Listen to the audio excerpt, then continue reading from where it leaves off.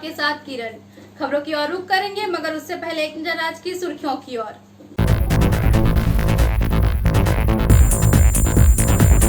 Corona से जागरूक करने के उद्देश्य से रानीगंज के विभिन्न इलाकों में अभियान चलाया गया।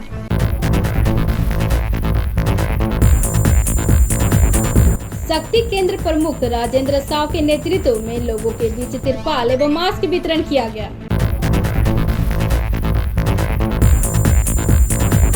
अखिल भारतीय विद्यार्थी परिषद के 72वां स्थापना दिवस पालन।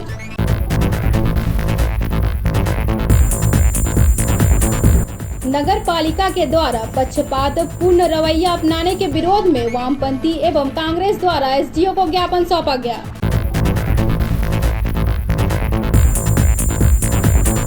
आखिरकार लापता राजेश जैन को डिबूडी चेकपोस्ट से कर लिया गया बरामद।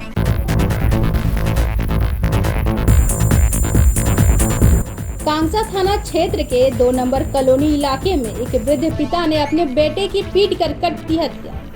अब खबरें विस्तार से। लोगों को कोरोना से बचाने के लिए जागरूक करने के मकसद से गुरुवार को रानीगंज थाने के एसएफ नूर मोहम्मद के नेतृत्व में रानीगंज के विभिन्न इलाकों में अभियान चलाया गया। कोरोना के बढ़ते खतरे को देखते हुए गुरुवार के शाम से पश्चिम बंगाल में कंटेनमेंट जोन में एक बार फिर लॉकडाउन लगाया जा रहा है, मगर अभी भी कुछ लोग स्थिति की गंभीरता को समझने के लिए तैयार नहीं है। ऐसे लोगों को कोरोना से बचाने के लिए जागरूक करने के मकसद से गुरुवार को रानीगंज थाने के एसआई नूर मोहम्मद के नेतृत्व में एतवारी मोड़ बाजार, राजा बांध, एमआरएस मोड़ सहित रानीगंज के विभिन्न इलाकों में अभियान चलाया गया। इसके जरिए दुकानदारों को नो मास्क नो सेल का तरीका अपनाने की सलाह दी गई।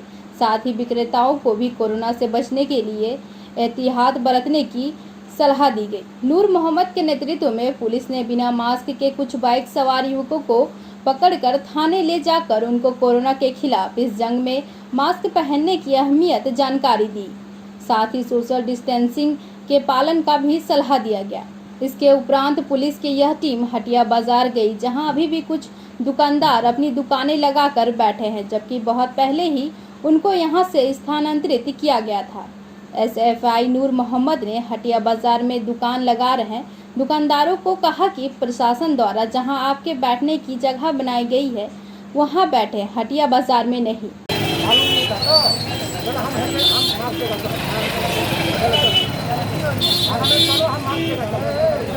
मास्क कहाँ है आपका? मास्क क्यों नहीं पहने आप? चारों तरफ अवेयरनेस किया जा रहा है, मास्क कहाँ नहीं पहने?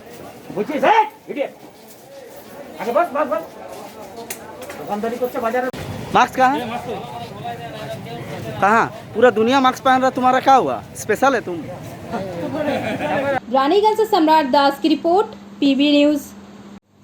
रानीगंज बोरो 2 के 33 नंबर वार्ड में शक्ति केंद्र प्रमुख राजेंद्र साव के नेतृत्व में बूथ नंबर 5 और 8 के लोगों में तिरपाल एवं मास्क वितरण किया गया।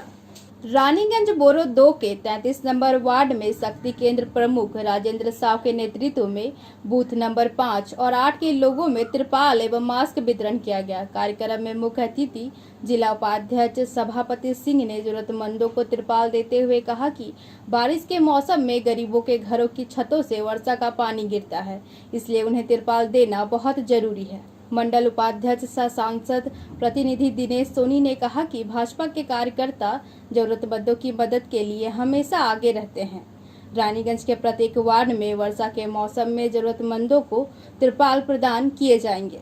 इस मौके पर सागर रॉय, विनोद रावत, सुकुमार सिंह, छोटू बाधेकर, सोमनाथ दास सहित भाजपा कार्यकर्ता उपस्थित थे। आज Bharatiya Janata party Raniganj ward number 33 के शक्ति केंद्र प्रमुख भाई राजेंद्र साव जी के नेतृत्व में बूथ नंबर 5 और 8 में जो बहुत ही ज़रूरतमंद है, जिनका ऐसा कुछ लोगों की लिस्ट बना करके माननीय प्रधानमंत्री श्री नरेंद्र मोदी जी का जो स्लोगन दिया है सेवा ही संगठन, उसी को वास्तविक रूप में उतारते हुए आज हम लोग यहाँ पे तिरपाल वितरण का कार्यक्रम किया जा रहा है। इसी के साथ में मास्क भी वितरण किया जा रहा है और आदरणीय प्रधानमंत्री मोदी जी की जो पत्रक है, उस पत्रक को हम लोग घर घर जो है हम लोग जाकर के जनता तक पहुंचा रहे हैं। दिनेश सोनी, भारतीय जनता पार्टी रानीगंज उपाध्यक्ष व सांसद प्रतिनिधि। रानीगंज से सम्राट दास की रिपोर्ट, पीबी न्यूज। गुरुवार को अखिल भारतीय विद्यार्थी परिषद के 72वें स्थापना दिवस के अवसर पर रानीगंज एबीवीपी इकाई ने रानीगंज के 11 नए गांवों में स्थापना दिवस मनाया। गुरुवार को अखिल भारतीय विद्यार्थी परिषद के 72वें स्थापना दिवस के अवसर पर रानीगंज के एबीवीपी इकाई ने रानीगंज के 11 नए गांवों में स्थापना दिवस मनाया। भारत माता, मां सरस्वती और स्वामी विवेकानंद के चित्रों पर माल्यार्पण के बाद ध्वजा फहराने के साथ समारोह की शुरुआत हुई। समारोह में परिषद के संगीत का प्रदर्शन किया गया और अंत में लगभग 80 व्यथित बच्चों को किताबें और नोटबुक दी गई। इस अवसर पर पंकज सिंह, राजदास, रिया साधु, परितोष सिंह सहित एबीवीपी के कार्यकर्ता उपस्थित थे। विश्व पटल पर गूंज रहा है भारत माँ का जय जय गान, भारत माँ का जय जय गान, जय भारत जय हिंदुस्तान, जय भारत जय हिंदुस्तान, छात्र शक्ति भारत की शान, छात्र शक्ति भारत की शान, विश्व पटल पर गूंज रहा है, विश्व पटल पर गूंज रहा है भारत माँ का जय जय गान, भारत माँ का जय जय गान, जय भारत जय हिंदुस्तान, जय भारत जय हिंदुस्तान, छात्र शक्ति भारत की शान, छात्र शक्ति भारत की शान, शिक्षा परिसर की गरिमा में, शिक्षा परिसर की गरिमा में, आज नहीं अब आने पाए, आज नहीं अब आने पाए, देश प्रेम और जन सेवा हो, देश प्रेम और जन सेवा हो, शिक्षा का अंतिम परिणाम, शिक्षा का अंतिम परिणाम, जय भारत जय हिंदुस्तान, जय भारत जय हिंदुस्तान, छात्र शक्ति भारत की शान, छात्र शक्ति भारत की शान, राष्ट्रगान और राष्ट्र पताका, राष्ट्रगान और राष्ट्र पताका, राष्ट्रवाद जन की आकांक्षा, राष्ट्रवाद जन की आकांक्षा, इनका जो अपमान करेगा, इनका जो अपमान करेगा, उनका यहाँ नहीं हो स्थान। रानीगंज से सम्राट दास की रिपोर्ट, पीबी न्यूज। गुरुवार को बांकुड़ा शहर वामपंथी एवं गणतंत्र गठबंधन के द्वारा बांकुड़ा सदर एसडीओ को ज्ञापन सौंपा गया, जहां मांग की गई है कि अनशन के दौरान दी जाने वाली राहत सामग्री को लेकर जो दलबाजी की जा रही है उसे बंद किया जाए। बांकुड़ा नगर पालिका के लोगों के लिए शुद्ध पेयजल की व्यवस्था की जाए। इसके अलावा अन्य विभिन्न मांगों को लेकर एसडीओ को ज्ञापन सौंपा गया।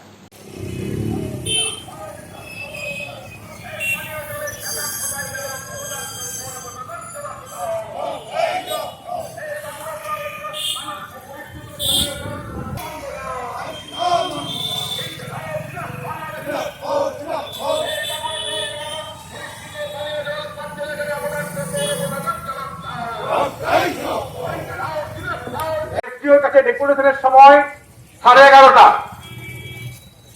এখন এখানে সভা চলবে। এই সভা পরিচালনা করার জন্য সভাপতি হিসাবে ভারতের কমিউনিস্ট পার্টি মার্ক্সবাদী আপনারা জানেন যে এর আগেও আমরা এই লকডাউন পিরিয়ডে এসডিওর কাছে ডেপুটেশন দিয়েছিলাম, কারণ বাঁকুড়াতে এই পৌরসভার মেয়াদ শেষ হয়ে যাওয়ার পর পৌর প্রশাসক যিনি আছেন তিনি কোনো রকম নিরপেক্ষতা ছাড়াই পুরো দলতন্ত্র কায়েম করতে চাইছেন পৌরসভার ভিতরে। পৌরসভাটা তৃণমূলের পার্টি অফিসে পরিণত হয়েছে। যে ওয়ার্ডে তৃণমূলের কাউন্সিলররা আছে সেই ওয়ার্ডে কাজ হবে, সেই ওয়ার্ড পরিষ্কার হবে। বাকি অন্যান্য কোনো দলের যেখানে ওয়ার্ডগুলো আছে সেখানে কোনো কাজ হবে না, পরিষ্কার হবে না, নোংরা থাকবে। এবং অদ্ভুতভাবে আমরা দেখলাম গত 4-5 দিন আগে আপনারা যে কোকোকোলা খান ওরকম কালো রঙের জল পৌরসভার কল থেকে বেরোচ্ছে আমাদের 4 নম্বর ওয়ার্ডে, 5 নম্বর ওয়ার্ডে। গরিব মানুষ সেই জল পান করে। আমি আপনাদের দেখাতে পারি, এই হচ্ছে জলের স্যাম্পেল। আজকে সকালে এই জল আমরা পেয়েছি বাঁকুড়া মিউনিসিপ্যালিটি। মানে একটা পৌরসভা গরিব মানুষ, সাধারণ মানুষের প্রতি কতটা নেতিবাচক মনোভাব পোষণ করলে এরকম পানীয় জল গরিব মানুষকে দিতে পারে। আমরা এই ঘটনার তীব্র প্রতিবাদ জানাচ্ছি। আমরা বামপন্থী দলগুলো, আমরা কংগ্রেসকেও আমাদের সঙ্গে বলেছি আসুন আমরা সবাই মিলে ঐক্যবদ্ধ আন্দোলন করব। আমরা আমাদের এই শহরে 4টে জায়গাতে কনভেনশন করেছি।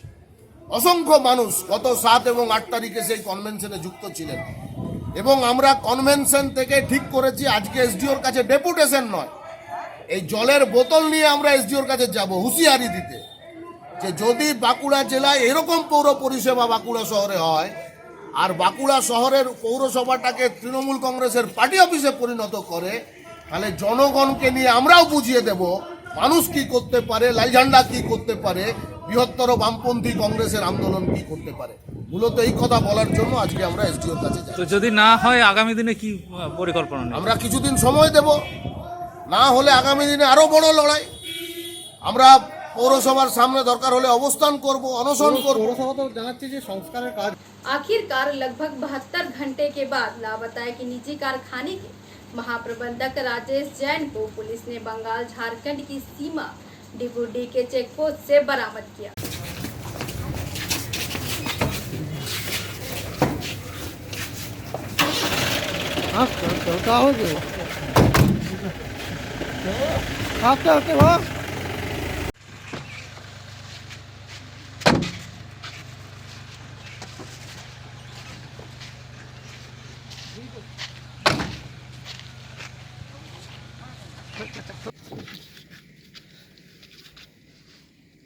रहने दीजिए ना भैया अभी। राजेश जी थोड़ा अभी रहने दीजिए भैया अभी। ना ठीक है राजेश जी, आप क्या खुद की मर्जी से गए हुए थे? राजेश जी राजेश जी थोड़ा बताइए, अभी छोड़ दीजिए। आपको कहाँ से लेकर आया पुलिस? भैया सर मना कीजिए। ठीक है, बोल रहा है कि आपको कहाँ से लेकर पुलिस आया? राजेश जी चल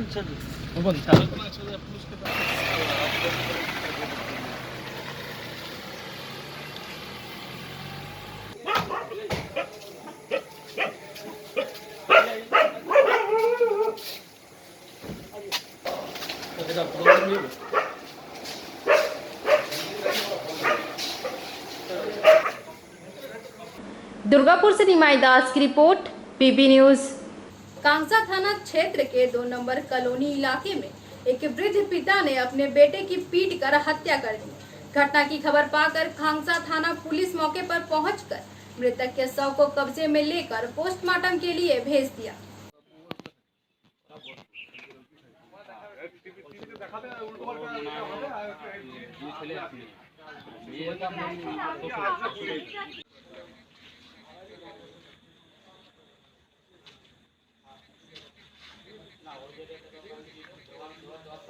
জমি সবই আছে, ওইখানে কাজ করে খেত। হ্যাঁ, আর এইখানে আসতো, ভাই রয়েছে, আমরা রয়েছি, মানে আমরা যেটা তো ভাই আমরা, আর এই নিজের ভাই। হ্যাঁ, এখানে আসা পরে ভাই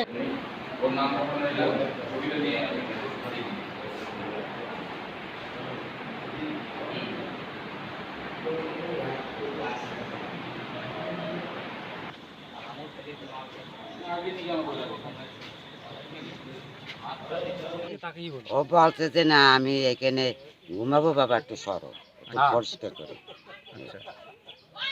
তো বাবা সরবে না? তা উনি সরেননি? না। তা উনি কি মানে মানসিক প্রবলেম ছিল ওনার?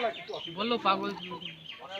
কালকে যখন ঘটনা হয় তখন কি আপনি ছিলেন বাড়িতে? আমি ঘুমোচ্ছিলাম। আচ্ছা আমাকে আবার আমার শ্বশুর ডেকেছে, আচ্ছা বলছে বৌমা তোমার ভাসুরকে মেরে দিচ্ছি, মেরে মাথা ভেঙে দিয়েছি, আচ্ছা। এটুকুই বলেছে আমাকে। তারপর তো উঠে আমি তারপর সবাইকে ডাকলাম এই পাড়ার।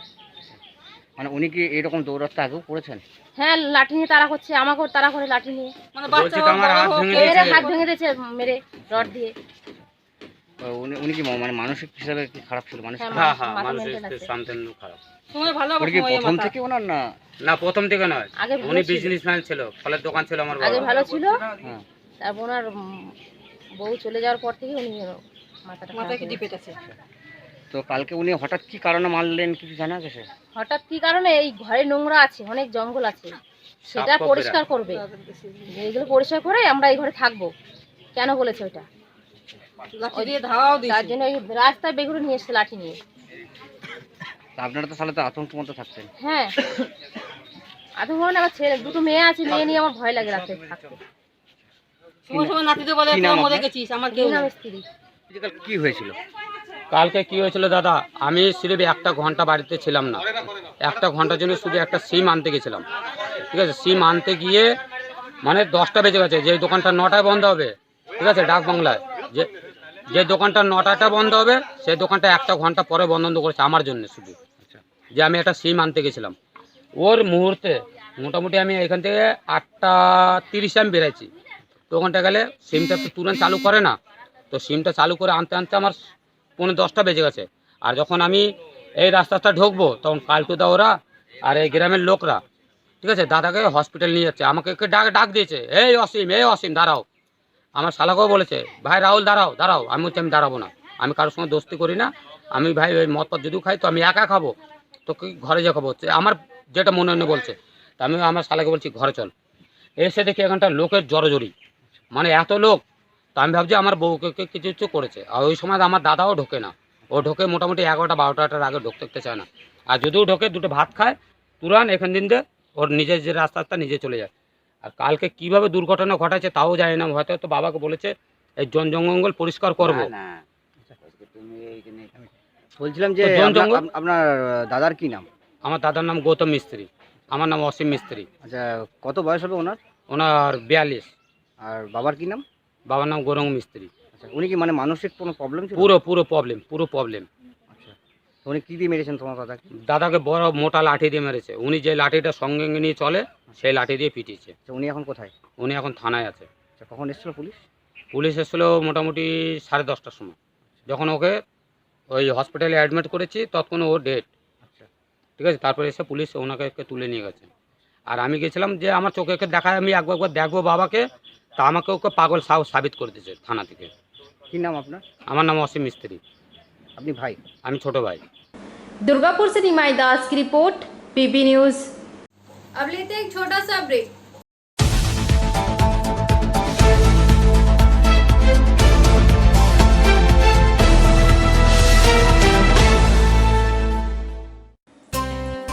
लायंस क्लब रानीगंज समाज सेवा का सर्वोत्तम संस्था है।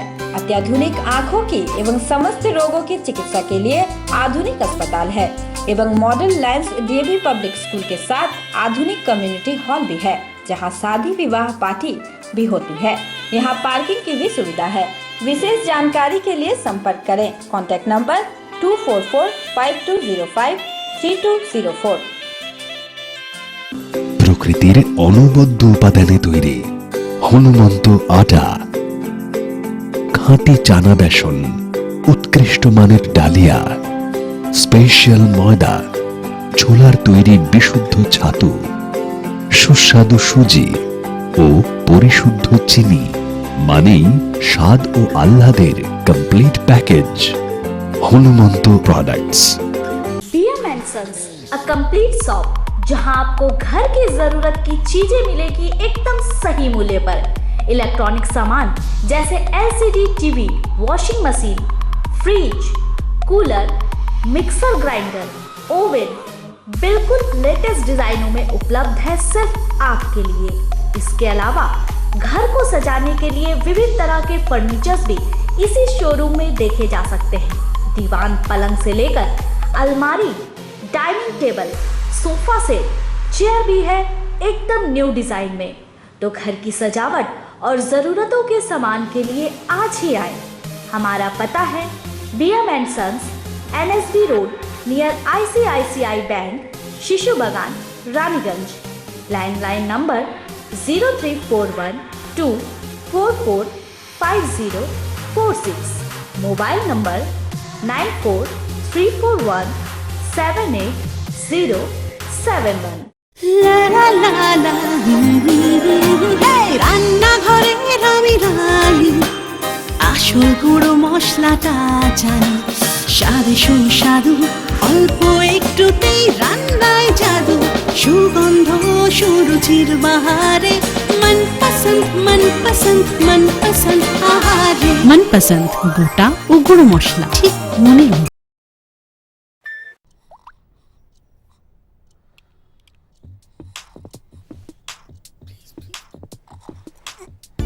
न दिन खत्म होता है न रात, और शाम चलती है सुबह तक।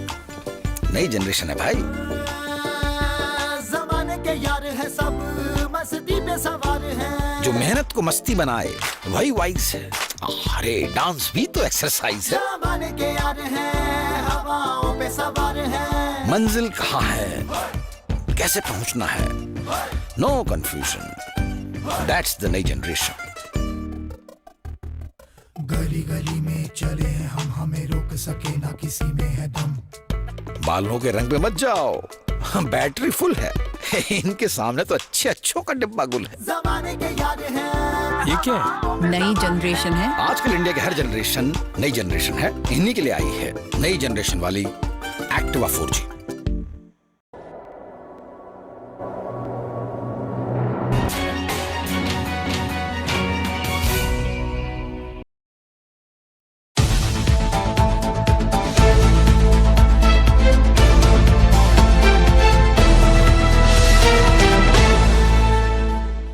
ब्रेक के बाद आप सभी दर्शकों का स्वागत है।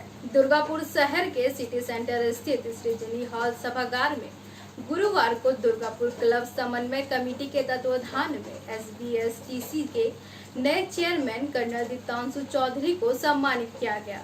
वीर शहीदদের প্রতি আমাদের স্যালুট, আমাদের শ্রদ্ধা। মাননীয় প্রভাত চট্টোপাধ্যায়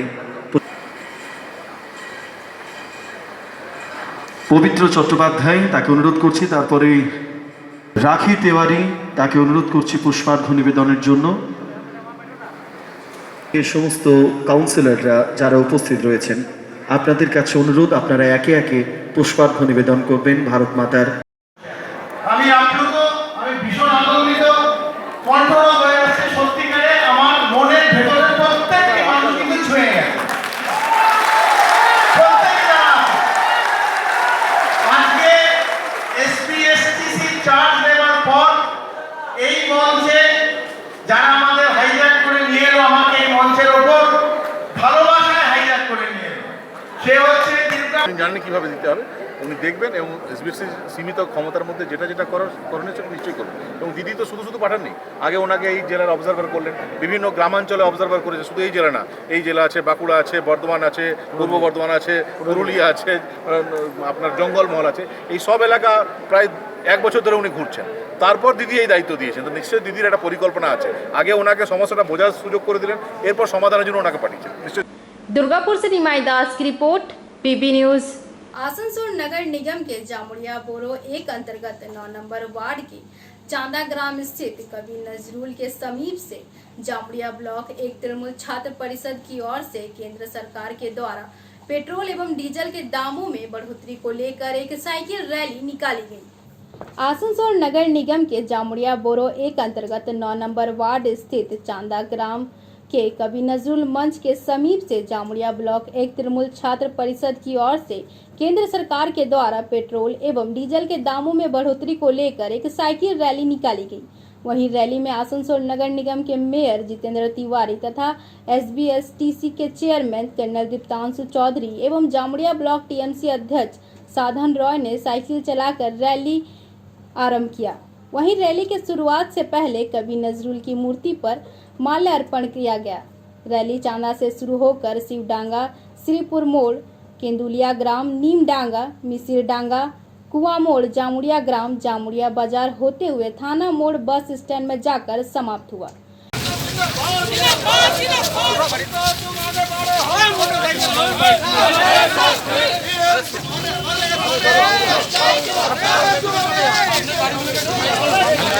जामुड़िया से दिलीप साव की report, PB news. Asansol south ग्रामीण अंतर्गत अमृतनगर कोयलेरी में कोयला खदानों को निजीकरण करने के खिलाफ KKSC के द्वारा एक रैली निकाली गई। यह रैली अमृतनगर KKSC यूनिट के सेक्रेटरी MD साबिर एवं श्रमिक नेता बापी चक्रवर्ती के नेतृत्व में निकाली गई। কলিয়ারিকে বেসরকারীকরণের বিরুদ্ধে সমস্ত শ্রমিক এক হও, বন্দে মাতরম, মমতা বাড়ু জিন্দাবাদ, মমতা বাড়ু জিন্দাবাদ, শ্রমিক ঐক্য জিন্দাবাদ। শ্রমিকের স্বার্থে তৃণমূল কংগ্রেস লড়ছে, লড়বে। শ্রমিকের স্বার্থে তৃণমূল কংগ্রেস। কলিয়ারি বেসরকারীকরণের বিরুদ্ধে সমস্ত শ্রমিক এক হও, শ্রমিক কক্ষ জিন্দাবাদ, শ্রমিক কক্ষ জিন্দাবাদ, মমতা ব্যানার্জি, মমতা ব্যানার্জি, তৃণমূল কংগ্রেস, কেকেএসসি, শ্রমিক কক্ষ। ধন্যবাদ। আমরা আবার মুখ্যমন্ত্রী পূর্ব ঘোষিত পরিকল্পনা অনুযায়ী ভারতবর্ষের বুকে যে স্বৈরাচারী রাজত্ব চলছে, স্বৈরাচারী রাজা তথা হিটলার একনায়কতন্ত্র ফ্যাসিস্ট কেন্দ্র সরকারের জনবিরোধী নীতির বিরুদ্ধে আজ আমরা আসানসোল দক্ষিণ গ্রামীণের 11 অঞ্চল অন্তর্গত অমৃতনগর কোলিয়ারির চালকের সামনে যে মোদী সরকারের স্বৈরাচারী নীতি, দ্বিচারিতা নীতির বিরুদ্ধে পেট্রোল থেকে শুরু করে, গ্যাস থেকে শুরু করে, ডিজেল থেকে শুরু করে এবং 32টি রাষ্ট্রায়ত্ত লাভজনক সংস্থাকে বেচে দেওয়ার বিরুদ্ধে, বেসরকারীকরণের বিরুদ্ধে আমাদের কেকেএসসি ইউনিটের সেক্রেটারি মোহাম্মদ সাবিরের নেতৃত্বে আমরা এক প্রতিবাদ মিছিল বা অবস্থানের আয়োজন করেছি। আমাদের পূর্ব ঘোষিত পরিকল্পনা করেছে আমাদের পশ্চিমবাংলার বুকে প্রত্যেকটি বুথে ইংরেজি 6 তারিখ থেকে কেন্দ্র সরকারের যে স্বৈরাচারী নীতি, দ্বিচারিতা নীতি, ডিজেল পেট্রোল রান্নার গ্যাস রেলকে বেচে দেওয়া, আজ আমরা কোলিয়ারির শ্রমিক বন্ধুদের সাথে একত্রিত হয়ে মোহাম্মদ সাবিরের নেতৃত্বে, আমাদের ইউনিটের সেক্রেটারি কেকেএসসি তার নেতৃত্বে আমরা এক প্রতিবাদ মিছিল, ধিক্কার মিছিল করলাম। আমরা মোদী সরকারকে জানিয়ে দিতে চাই এই ফেসিবাদী নীতি, এই স্বৈরাচারী নীতি আমরা কয়লা খাদান শ্রমিক কংগ্রেস মানব না। কিন্তু আজ আমরা এক রাজাকে দেখতে পাচ্ছি ভারতবর্ষের বুকে 2014 সালের পর থেকে হিটলারের রাজাকে, একনায়কতন্ত্রের রাজাকে, ফেসিবাদী রাজাকে যেদিন থেকে গদিতে বসেছে সেদিন থেকে দেশটাকে বিচ্ছিন্ন করার জন্য আয়োজন করেছে। তার জন্য আমরা অমৃতনগর শ্রমিক কংগ্রেসের পক্ষ থেকে তাকে ধিক্কার জানাই। ধিক্কার। তৃণমূল কংগ্রেস জিন্দাবাদ, মমতা ব্যানার্জি জিন্দাবাদ, কেকেএসসি জিন্দাবাদ, শ্রমিক পক্ষ জিন্দাবাদ। শ্রমিক কংগ্রেস লড়ছে, লড়বে। জয় হিंद, जय बांग्ला। रानीगंज से सम्राट दास की रिपोर्ट, पीबी न्यूज। ईसीएल के कुलस्तोड़िया एरिया कार्यालय के समक्ष गुरुवार को कोयला खदान श्रमिक कांग्रेस की ओर से कोल इंडिया को निजीकरण किए जाने एवं कमर्शियल माइनिंग के विरोध में प्रदर्शन किया गया। ईसीएल के कुलस्तोड़िया एरिया कार्यालय के समक्ष गुरुवार को कोयला खदान श्रमिक कांग्रेस की ओर से कोल इंडिया के निजीकरण किए जाने एवं कमर्शियल माइनिंग के विरोध में सहित रेल कॉल सेल बीएसएनएल को केंद्र सरकार द्वारा निजी हाथों में सौंपे जाने का विरोध प्रदर्शन किया गया। इस विरोध प्रदर्शन का नेतृत्व आसनसोल नगर निगम के मेयर परिषद सदस्य तथा जामुड़िया टीएमसी के कोऑर्डिनेटर अभिजीत घटक ने किया। जबकि इस मौके पर कुलस्तोड़िया एरिया के केकेएससी के सचिव रामेश्वर भगत, सुचित दफादार, शाखा सचिव कृपामय आचार्य, महावीर कोयलेरी के सचिव अनिल सिंह, अमृतनगर कोयलेरी सचिव राजीव तिवारी, मंजय चटर्जी आदि प्रमुख रूप से उपस्थित थे। सरकारीकरण से रोकना, जो आप लोगों ने प्रत्येक जगह सुना है कि भारत सरकार 100% कमर्शियल माइनिंग करने जा रही है, उसके खिलाफ में लड़ाई को तेज करना। ये लड़ाई हम लोग लगभग नवंबर से हम लोग लड़ रहे हैं। इसके लिए हम लोगों ने हेडक्वार्टर पर 2-2 बार प्रदर्शन कर चुका, एरिया में 2-3 बार प्रदर्शन हम लोगों ने कर चुका, प्रत्येक यूनिट पर हम लोगों ने प्रदर्शन कर चुका। बंधु, जब हमारे देश के वित्त मंत्री निर्मला सीतारमण ने 100% माइनिंग का घोषणा किया, तब मंत्री माननीय ममता बनर्जी ने उन्हें एक लेख पत्र लिखा था कि हम लोग कभी भी 100% माइनिंग को स्वीकार नहीं करते। लोग लड़ रहे हैं, उनका खबर भी उन्होंने लेने का कोशिश नहीं किया। वो एक बार भी आसनसोल में आके उनका इलाके में रहने वालों से ये नहीं पूछा कि आपका घर में राशन है कि नहीं, आपका घर में कोई मुसीबत है कि नहीं, आपका घर में जो कोई बीमार है कि नहीं, उसका इलाज का जरूरत है कि नहीं। हम लोग एक एमपी को चुनते हैं कि हमारे मुसीबत का समय वो साथ देगा, हमारे मुसीबत के समय वो हमारे साथ खड़ा होगा। लेकिन 3 महीना वो आसनसोल में एक बार भी नहीं हुआ। हम लोगों ने देखा था कि होली का समय होली खेलने आता है, कभी कभी वो ढोल बजाने आता है, कभी कभी हम लोग देखते हैं कि वो दंगा लगाने आता है। लेकिन महामारी का समय जब हम लोग का इस हालत में हम लोग गुजर रहे हैं, आसनसोल के लोगों का खाने पर मोहताज हो गया है, उस समय आसनसोल के लोगों के पास खड़ा होने का समय उनका नहीं है।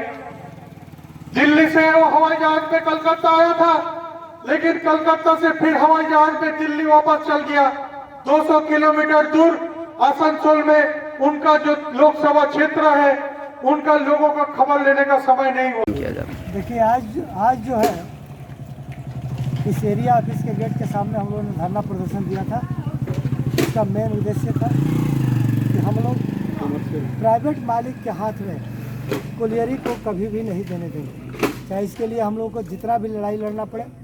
कोयला खदान श्रमिक कांग्रेस जो तृणमूल ट्रेड यूनियन से संबंधित है, ये लड़ाई लड़ता रहेगा।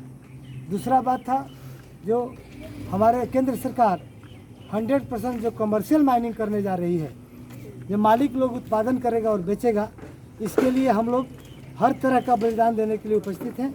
लेकिन हम लोग कमर्शियल माइनिंग कभी भी होने नहीं देंगे, ये हम लोगों का मेन उद्देश्य था। उसके बाद हम लोगों ने 6 पॉइंट रखा था जो मजदूरों के हित में था, और इसमें जिसमें था जो कमर्शियल माइनिंग को बंद किया जाए, जो वर्कर अंडरग्राउंड से मैंने ऊपर में काम कर रहे हैं, तीनों आज 2-3 वर्षों से दिन से उसको सरफेस में रेगुलाइज कर दिया जाए। प्रत्येक यूनिट में यहाँ पर किसी भी कोलियरी में डॉक्टर नहीं है। जो मजदूरों का इतना सुविधा हो रहा है, किसी प्रकार का कोई जड़ बुखार होने पर भी दौड़ करके बासड़ा या काला जाना पड़ता है। तो वो हम लोगों ने डिमांड रखा है कि प्रत्येक कोलियरी को आपको डॉक्टर देना पड़ेगा, वहाँ जो स्वास्थ्य केंद्र बनाया हुआ है उसमें कंपनी का। चौथा हम लोगों ने पॉइंट दिया है कि कंट्रैक्टर वर्कर को जो हाई पावर कमेटी जो दिया है वेजेज, वो वेजेज देना पड़ेगा और ऑल फैसिलिटी देना पड़ेगा। जो हाई पावर हम लोग पास में विलेज है, उनको भी बिजली पानी ये सब सुविधा देना पड़ेगा, रोड का सुविधा देना पड़ेगा। तो ये हम लोगों ने पॉइंट रखा है। 6ठा पॉइंट हम लोग रखे हैं कि जो एम्प्लॉई फर्क कर रहे हैं, जो दीर्घ दिन से काम करने नहीं पा रहे हैं, कंपनी उसको बार बार तंग करती है, वो काम करने योग्य नहीं है, तो उनको मेडिकल बेनिफिट कर दिया जाए।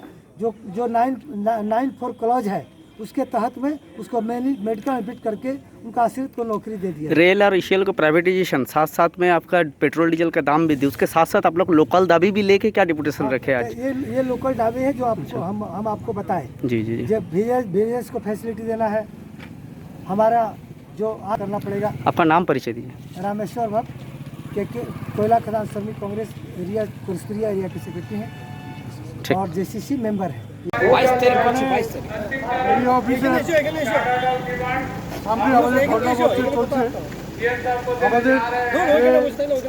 কর্মসূচি এটা হচ্ছে কেন্দ্রীয় সরকারের যে নীতি এবং কেন্দ্রীয় সরকার যে ইসিএলকে বেসরকারিকরণ করার চেষ্টা করছে এবং যে কোল ব্লকগুলো আছে সেই কোল ব্লকগুলোকে প্রাইভেট মালিকদের হাতে তুলে দেওয়ার চেষ্টা করছে, তার বিরুদ্ধে আমাদের এই ধর্ণা মঞ্চ। আমরা এটাই চাই যে যেটা দেশের সম্পত্তি সেটা বিক্রি যাতে না হয়, যেটা লাভজনক সম্পত্তি এগুলো সবগুলোই লাভজনক সংস্থা এবং এখানে প্রচুর মানুষ ইসিএলের সাথে যুক্ত আছে ডাইরেক্টলি ইনডাইরেক্টলি, এবং এই অঞ্চলের যে অর্থনীতি সেটা পুরোপুরি ইসিএলের ওপর নির্ভর। তাই ইসিএলের কে যাতে আগামী দিনে বেসরকারিকরণ না হয় করা হয়, রেলকে যাতে বেসরকারিকরণ না হয় করা হয়, এলআইসিকে যাতে বেসরকারিকরণ না করা হয় এবং যে 42টা রাষ্ট্রায়ত্ত সংস্থাকে বেসরকারিকরণ করার কথা বলা হচ্ছে সেগুলো যাতে না হয়, এর বিরুদ্ধে আজকে আমাদের এই ধর্ণামঞ্চ চলছে। আমরা মমতা বন্দ্যোপাধ্যায়ের নির্দেশে এই আন্দোলন করছি এবং আগামী দিনেও আরও বৃহত্তর আন্দোলন করব।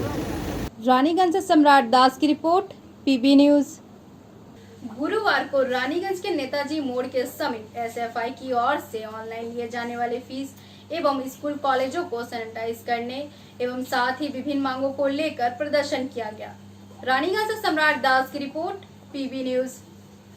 गुरुवार को रानीगंज के नेताजी मोड़ के समीप एसएफआई की ओर से ऑनलाइन फीस एवं स्कूल कॉलेजों को सैनिटाइज करने साथ ही विभिन्न मांगों को लेकर प्रदर्शन किया गया। इस मौके पर Chandidas Goswami SFI Raniganj local committee secretary, Sukanta Chatterjee SFI district committee member, Arka Sharma local committee assistant secretary, Akash Bhattacharya SFI local committee के मेंबर आदि प्रमुख रूप से उपस्थित थे।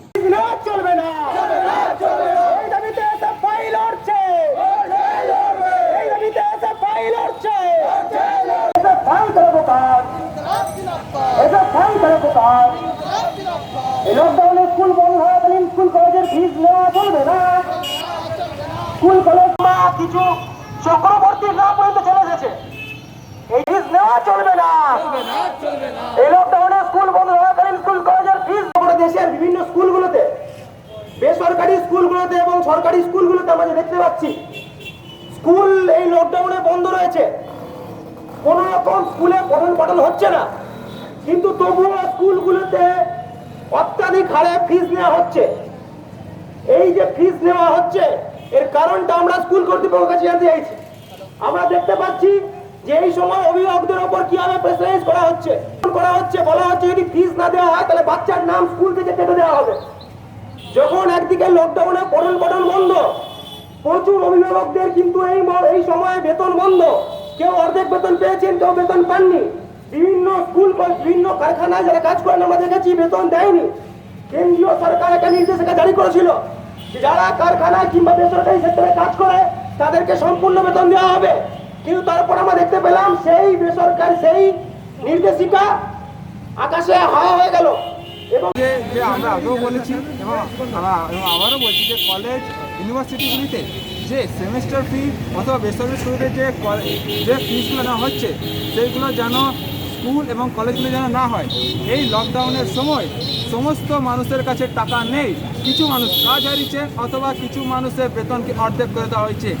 এই সময় দাঁড়িয়ে তারা কিভাবে তাদের ছাত্রদের পড়াশোনা চালাবেন না সংসার চালাবেন, এই দাবিতে আমরা বারবার বলে এসেছি যে কোনো রকম ফিস নেওয়া স্কুল এবং কলেজগুলিতে চলবে না, কিন্তু তারা আমাদের কথা কর্ণপাত করেনি।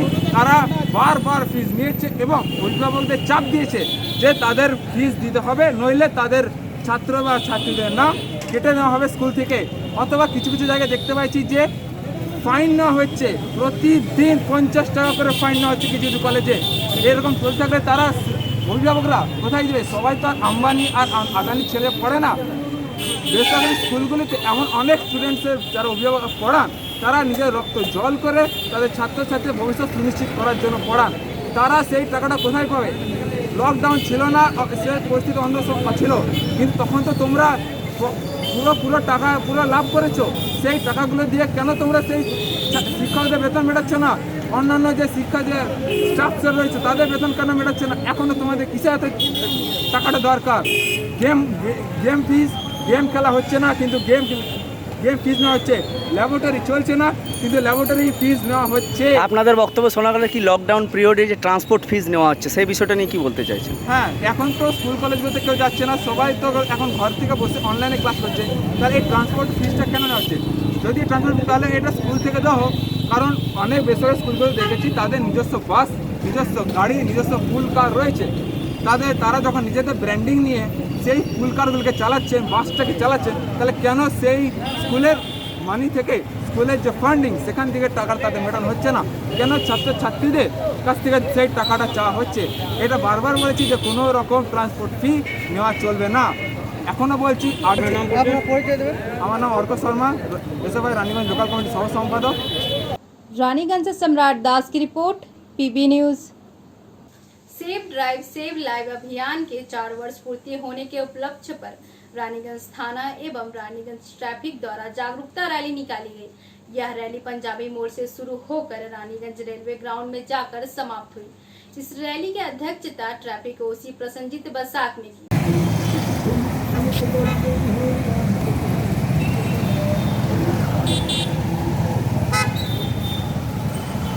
रानीगंज से सम्राट दास की रिपोर्ट, पीबी न्यूज। खबरें समाप्त करने से पहले एक नजर आज की सुर्खियों की ओर। कोरोना से जागरूक करने के उद्देश्य से रानीगंज के विभिन्न इलाकों में अभियान चलाया गया।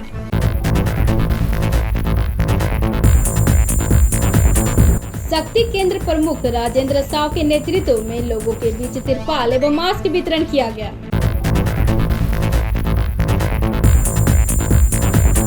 अखिल भारतीय विद्यार्थी परिषद के 72वां स्थापना दिवस पालन।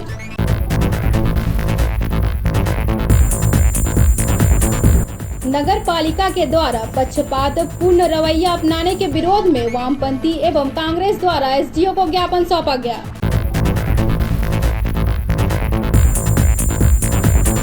आखिरकार लापता राजेश जैन को डिबूडी चेक पोस्ट से कर लिया गया बरामद।